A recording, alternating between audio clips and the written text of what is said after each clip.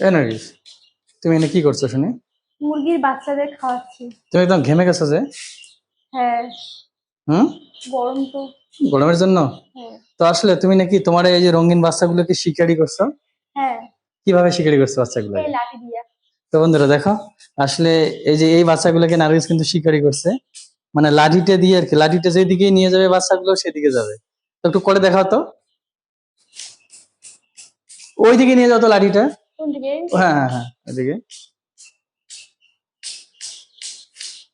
তো দেখো, সবগুলো এখানে যাবে।